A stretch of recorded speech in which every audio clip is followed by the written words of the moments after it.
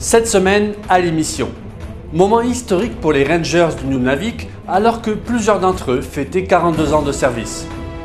Des casques bleus sont accusés d'abus sexuels, parmi eux 2 Canadiens. Et la trêve en Syrie continue de tenir bon à l'aube de nouvelles discussions pour la paix. Bienvenue dans la revue.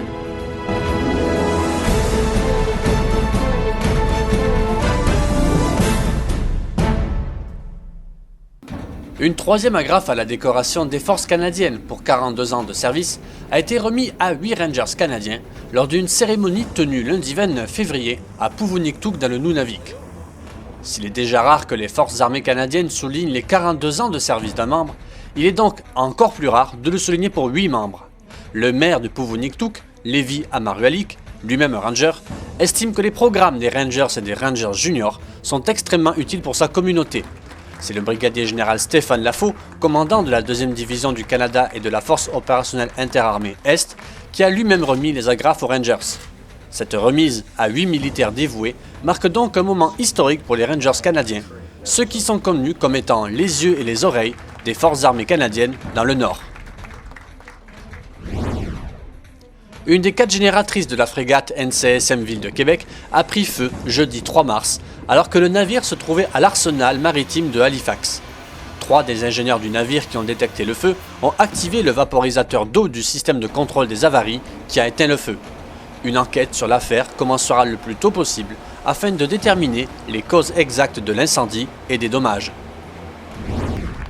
Tout au long de l'année 2016, les voltigeurs de Québec rendront hommage à un régiment oublié, les Royal Rifles of Canada, une unité fondée à Québec en 1862 et maintenant disparue, qui s'est illustrée lors de la bataille de Hong Kong en 1941.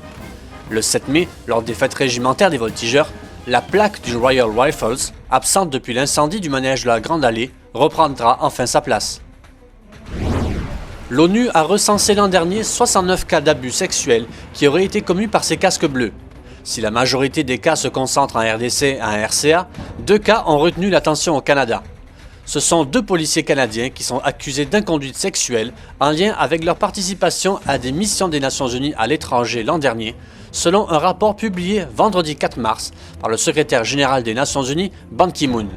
Le document indique que dans l'un des cas, une enquête de 55 jours a permis de découvrir que le policier canadien avait mis une femme enceinte et avait eu un enfant. L'homme a été retiré du pays où il avait été déployé et suspendu pendant 9 jours. L'autre cas fait toujours l'objet d'une investigation, précise le rapport. Aucun autre détail n'a été fourni concernant ces 2 affaires.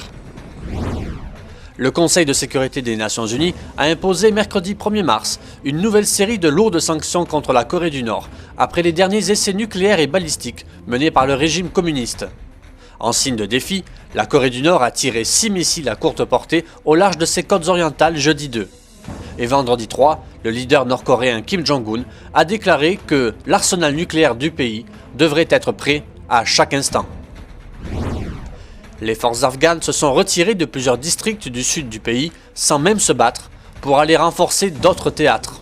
Un retrait dit tactique qui permet aux talibans de gagner du terrain et ravive le spectre de zones hors du contrôle gouvernemental.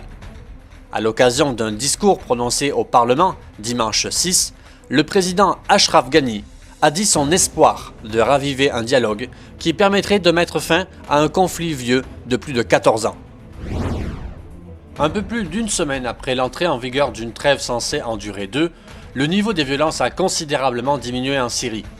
Selon l'Observatoire syrien des droits de l'homme, les quelques dizaines de violations alléguées, tirs d'artillerie, frappes aériennes, échanges de tirs, sont de petites vagues qui font tanguer le bateau sans être suffisamment fortes pour le renverser.